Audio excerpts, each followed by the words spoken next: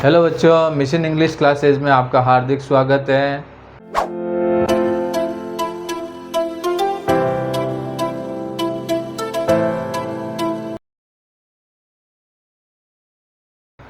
हम पढ़ रहे हैं subject verb concord, subject verb agreement, यानी कर्ता और क्रिया का तालमेल, उनका आपसी सामंजस्य, जिसके बारे में अपन ने 15-16 नियम पढ़े थे।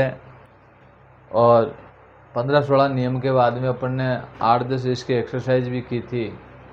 और ये जो है ये एक्सरसाइज पर डिपेंड है। यदि आप जितनी ज़्यादा एक्सरसाइज करोगे उतना ही ये कंफर्म हो जाएगा, कंप्लीट हो जाएगा। तो आज के वीडियो में जो भी अपन ने नियम पढ़े थे उसकी एक्सरसाइज करेंगे ताकि अपना रिमाइंड हो जावे, वो नियम रिव्यू हो जावे। इसके लिए एक टेबल, एक गाइड के लिए, एक जनरल गाइड के लिए एक टेबल तैयार की है। हालांकि एक एक नियम को मैंने क्लियर बताया था और एक एक नियम के 2-2, 3-3 उदाहरण भी बताए थे, लेकिन अब इस टेबल से आपको थोड़ा सा सहयोग मिलेगा। सिंपल सी टेबल है, आप इस टेबल को सामने रखिएगा। सामने कब रखना है? जब आपके माइंड में वो नियम नहीं आ रहा तो, अन्यथा आपको अपने मन में सोचना है। और यदि आ जाता है तो ठीक है, नहीं आता है, कोई डाउट आता है या कन्फ्यूज़न क्रिएट होता है तो आप उस टेबल को देख के उसमें से भरिए। तो अपन इससे संबंधित कुछ एक्सरसाइज, 10 सेंटेंस एक्सरसाइज के कर लेते हैं और उसके बाद में अपन नया टॉपिक चालू करेंगे। तो चलते हैं। पहला सेंटेंस अपन लिखते हैं, वो ये है, जैसे अपन ने पढ़ा था 2 सिंगुलर नाउन को एंड से जोड़ना, पेयर वाले शब्दों को सिंगुलर मानना, ईच और एवरी वालों को सिंगुलर मानना। ऐसे शब्द है जो दिखने में बहुवचन है परंतु उनको एक वचन माना जाता है। ऐसे शब्द है जो दिखने में बहुवचन है लेकिन उनका अर्थ एक इकाई में होता है। नॉट ओनली बट आल्सो के पहले आने वाले सब्जेक्ट के रूप में उसका वर्ब तय करना। मैनी ए और ए मैनी के अंदर अंतर स्पष्ट करना। ये चीज़ें अपन ने की थी। तो आज इसके लिए अपन थोड़ी सी एक्सरसाइज करते हैं और वो एक्सरसाइज आपके लिए ऐसी स्पेशल एक्सरसाइज है जो आपके लिए बहुत ही कारगर सिद्ध होगी। जैसे इफ एनीबॉडी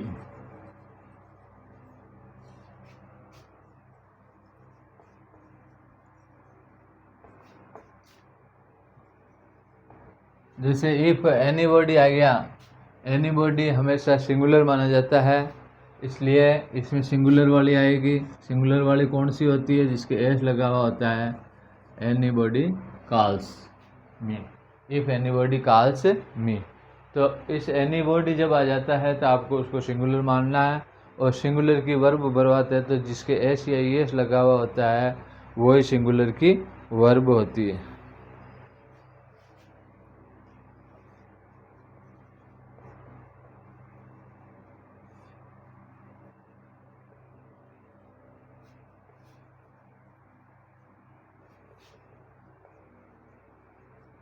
द टाइगर खाली जगह chasing the cat.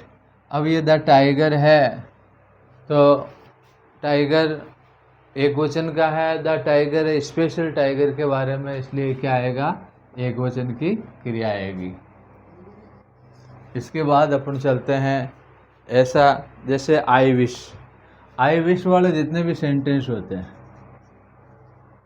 I wish, आई और वाज और वर ए सरपंच।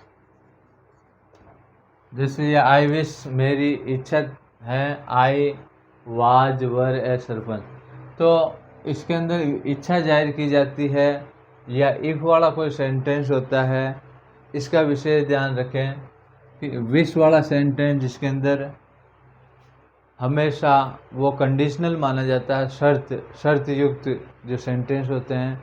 उस शर्त युक्त सेंटेंस में अपन ने कंडीशनल सेंटेंस टेंस में पढ़े थे, उसमें मैंने बोला था कि जितने भी इफ़ वाले सेंटेंस होते हैं उसके अंदर यदि वाज और वर में से भरवाता है तो हमेशा चाहे आई हो, चाहे ही हो, चाहे राम हो, चाहे श्याम हो, सबके साथ में वर का प्रयोग होगा। किसका प्रयोग होगा? वर का। कब? जब इफ़ वाला सेंटेंस हो। इफ़ वाला कंडीशनल होता है और कंडीशनल वाला सेंटेंस में वर ही आता है, वाज कभी नहीं आता है।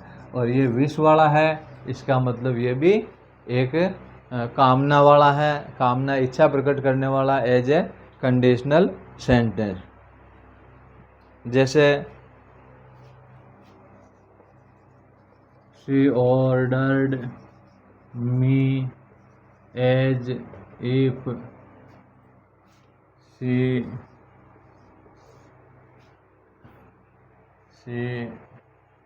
Was or were my officer.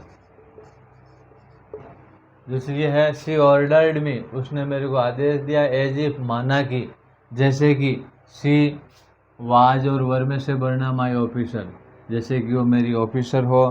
तो ये इफ वाला कंडीशनल सेंटेंस है, तो इसमें वाज किसी हालत में नहीं आएगा। क्या आएगा? वर। क्या आएगा? वर। ऐसे सेंटेंस जिनके अंदर इफ का प्रयोग होता है वो कंडीशनल सेंटेंस माने जाते हैं, और वहाँ पर आपको इफ वाले सेंटेंस में सबके साथ में वाज और वर में से वर का प्रयोग किया जाना है। जैसे the Olympic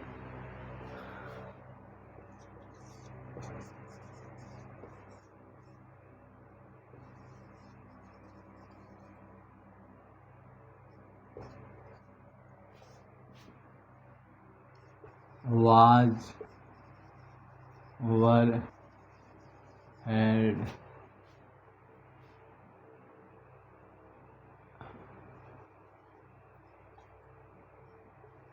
last year। The Olympics ये दिखने में बहुवचन है लेकिन ये एक वचन है। जैसे मैथमेटिक्स है, इकोनॉमिक्स है, बिलियर्ड्स है, इनिंग्स है, तो इसमें दिखने में बहुवचन है परंतु ये एक वचन है।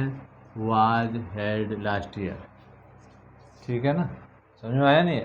क्योंकि ये वो एक प्रैक्टिस है कि जो शब्द है दिखने में बहुवचन होते हैं परंतु वो एक वचन होते हैं। ऐसी स्थिति में उनको क्या कहेंगे? सिंगुलर कहेंगे। Ram and not his friend.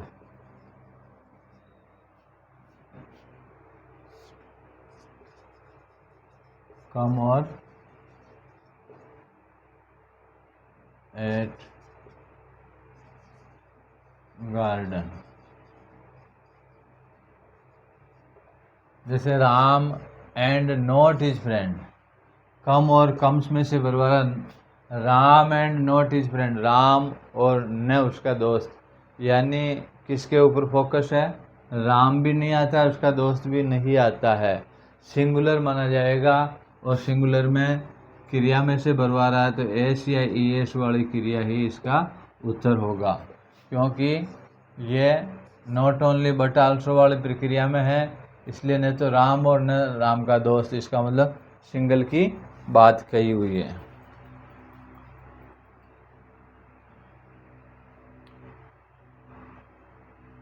आगे चलते हैं अपन। One of the 5 members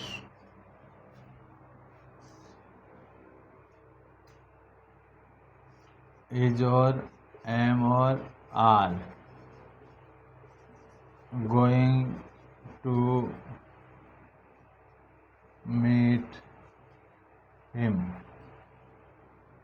one of the 5 member, 5 मेंबरों में से एक मेंबर, यानी इसको देख के नहीं भरना है, और किसके ऊपर बात की जा रही, जिसके ऊपर फोकस किया जा रहा है कि 5 मेंबरों में से एक मेंबर सिंगुलर है, तो is going to meet him, वो उनसे मिलने के लिए जा रहे हैं ना।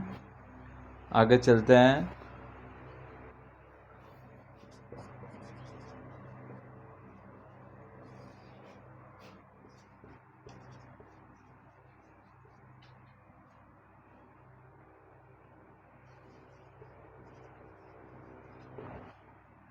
द रिच इज और आर में से भरना है।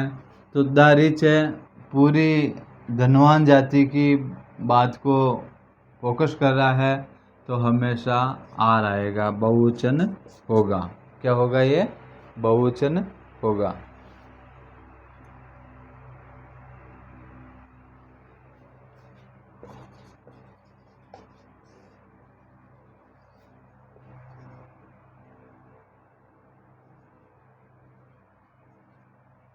जैसे है वेयर आर माई पैंट्स, इसको यूँ लिख दें अपन, where are my shirt, sorry is और आर में से भरना है। अब वेयर के बाद में भरना है, तो किसको इसमें जो सेंटेंस में किसके ऊपर फोकस किया जा रहा, माई शर्ट, मेरे कमीज, मेरे शर्ट पर, तो शर्ट बहुवचन है, तो यहाँ क्या आएगा, आर आएगा। ठीक है, नेक्स्ट चलते हैं। नेक्स्ट है जैसे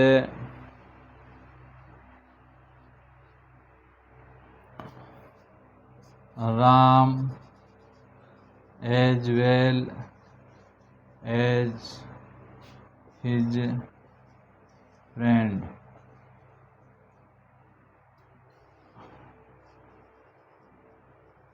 कमिंग हियर इज और राम एज वेल एज, तो इस एज वेल एज के अंदर राम की तरह उसके दोस्त, राम की तरह उसके दोस्त, तो राम की तरह फोकस किस पर है, राम पर है, तो इसमें क्या आएगा, इज।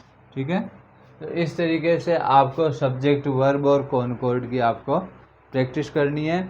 इसके लिए आपको इसके अंदर टेबल दी जा रही है, उस टेबल को आप अच्छी तरह से करें, उसको सामने रखें और उस टेबल के आधार पर आपको ये करना है। इसके लिए मैं आपको इसमें प्रैक्टिस सेट भी डाल दूँगा उसमें पोस्ट में, आप उसमें से करें।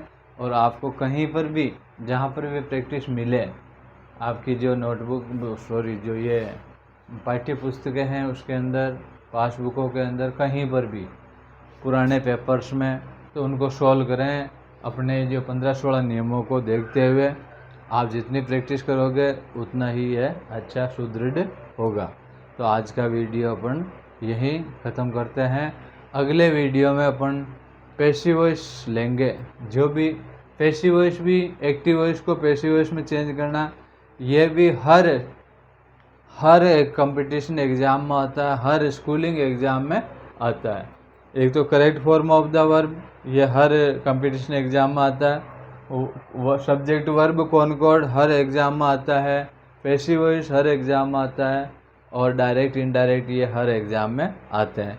इसके साथ अपन प्रीपोजिशन करेंगे, यानी रीट का, 4th क्लास का, और जितने भी कंपटीशन है उनमें जो सिलेबस में अधिकतर जो टॉपिक आते हैं उनके बारे में अपन यहाँ पर कंप्लीट तैयारी करेंगे। ठीक है, तो आज का वीडियो यही, और आप इस वीडियो को कंटिन्यू देखते रहें और इस वीडियो को लाइक करें और मेरे चैनल को सब्सक्राइब करें। तो आपको क्या है कि नए नए आगे से आगे टॉपिक मिलते रहेंगे, और इन टॉपिक को कंटिन्यू करते जाइए, क्योंकि इससे पहले वाला यदि टॉपिक आपने नहीं किए तो कल जो अपन वीडियो देखेंगे वो समझ में नहीं आएगा।